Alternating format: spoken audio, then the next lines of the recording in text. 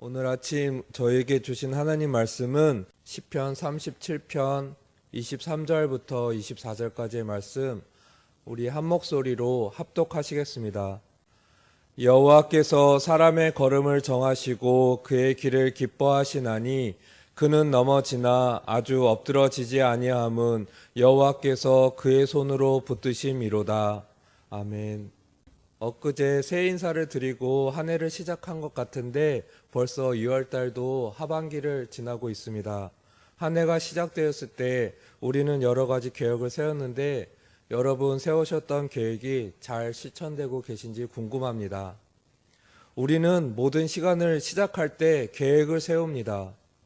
그러나 잠언 16장 6절에 보면 사람이 마음으로 자기의 길을 계획할지라도 그의 걸음을 인도하시는 이는 여호와시니라 라고 말씀하십니다. 즉 우리들이 마음으로 계획을 세울지라도 그 걸음을 인도하시는 분은 바로 하나님이라고 하였습니다. 그래서 우리는 계획을 세울 때에 먼저 하나님께 여쭈어 보아야 합니다. 하나님, 저에게 원하는 것이 무엇인지요? 하나님, 제가 무엇을 하여야 저를 통하여 하나님께서 영광을 받으시겠습니까? 라고 말입니다. 지금 이 시대에 우리가 일반적으로 생각하는 성공에 대해 얘기해 보고자 합니다. 국어사전을 찾아보면 성공에 대하여 다음과 같이 정의하고 있습니다. 성공, 목적하는 바를 이룸. 이것이 일반적으로 우리가 생각하는 성공에 대한 개념입니다. 그러나 성경에서 말씀하시는 성공의 개념은 다릅니다. 성경 속에서 성공을 생각하면 떠오르는 대표적인 인물로 바로 여로보암 왕이 있습니다. 그는 당대의 성공한 왕이었습니다. 경제, 정치적인 파워도 막강했습니다. 그러나 그에 대하여 열왕기 하 13장 6절에 보면 그를 아주 간단하게 묘사하고 있습니다.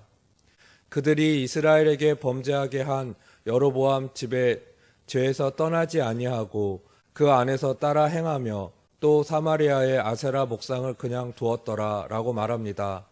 우리는 여기서 중요한 사실을 알게 됩니다. 성경은 단호합니다. 그가 세상적으로 아무리 성공할 자를 할지라도 성경은 그 사람의 세상적인 성공에 대해서는 관심이 없습니다. 하나님 기준에 아니면 아닌 것입니다. 예수님도 마찬가지입니다. 세상적인 기준으로 보면 예수님의 죽음은 로마 역사법에 정치범으로 사형당한 것으로 기록되어 있습니다.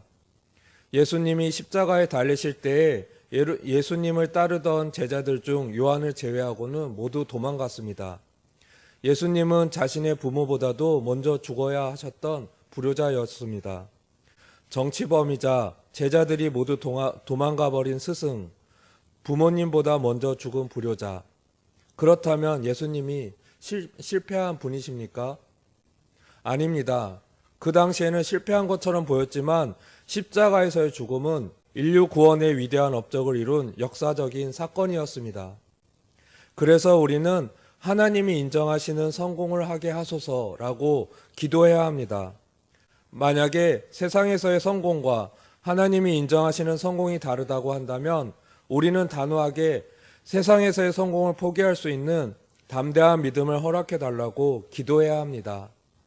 그렇다면 이제 우리가 이 성공을 이루기 위하여 정말 필요한 것은 무엇인지 우리가 알고 있는 성경에 기록된 신앙의 선배들을 통하여 알아보고자 합니다. 그들은 한결같은 성공 가도를 달리는 분들이 아니었습니다. 그들은 오히려 빈번히 넘어지는 자들, 실패하는 자들이었습니다. 우리가 믿음의 조상이라고 알고 있는 아브라함은 자신이 살고자 자신의 아내를 누이라고 속였을 만큼 연약한 분이셨습니다. 갈멜산의 승리의 대표 선지자 엘리야도 바알과 아세라 선지자들과의 850대 1의 승리에도 불구하고 이세벨의 위협 속에서 로뎀나무 아래로 도망가 죽기 원했던 연약한 분이셨습니다. 베드로도 끊임없이 넘어지는 대표적인 사람이었습니다. 수많은 실수를 반복하면서도 그렇게 자신만만하던 최후의 순간에도 예수님을 모른다고 3번이나 부인한 연약한 분이셨습니다. 빈번히 넘어지는 자들, 끊임없이 실패하는 분들이었습니다. 그런데 왜 성경은 그들을 향하여 우리가 본받아야 할 신앙의 선배들이라고 말하고 있는 것일까요? 무엇이 저들로 하여금 끊임없는 실패 속에서도 당당하게 일어설 수 있게 만든 것일까요? 그 해답이 오늘 같이 읽은 시편 37편 24절 말씀에 있습니다. 다시 한번 같이 읽어보겠습니다. 그는 넘어지나 아주 엎드러지지 아니함은 여호와께서 그의 손으로 붙드심이로다. 아멘. 그렇습니다. 우리 신앙의 선배님들은 이미 알고 계셨습니다. 이 엄청난 비밀. 이미 하나님의 손에 붙잡힌 바 된 나는 지금 넘어질지라도 하나님께서 아주 엎드러지지 않게 하실 것이다. 나는 지금 원수의 그늘에 걸려 실패하지만 나의 주, 나의 하나님의 손에 붙들림 바 된 나를 하나님은 다시 일으켜 세워주실 것이다. 이것이 성경에서 말하는 성공한 분들의 믿음의 고백입니다. 이 자리에 계신 모든 분들은 이미 자녀를 장성히 키우시고 손자, 손녀도 돌봐주셨을 겁니다. 잠시 걸음마를 막 떼기 시작하였던 우리 어린 아기의 걸음마를 생각해 보시길 바랍니다. 걸음이 서툰 아기는 엄마를 향해서 한 발 한 발 뛰다가 걸음이 서툴기 때문에 쿵 하고 넘어지기도 합니다. 다시 엄마가 일으켜 세워주고 다시 걸음마를 하게 합니다.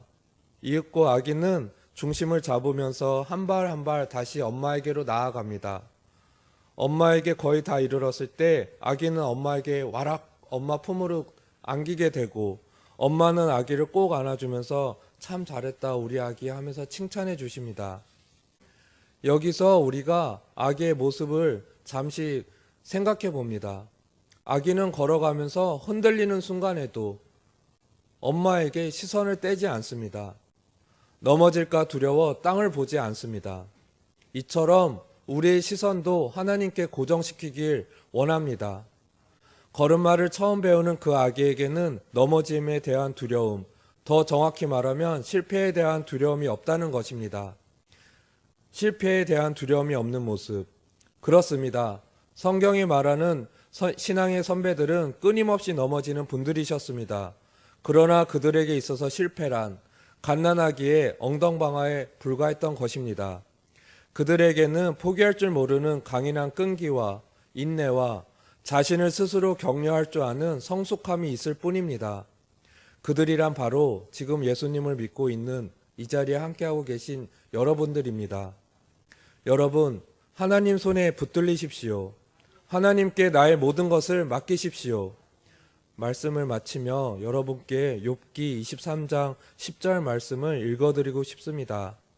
내가 가는 길을 그가 아시나니 그가 나를 단련하신 후에는 내가 순금같이 되어 나오리라. 함께 기도드리겠습니다.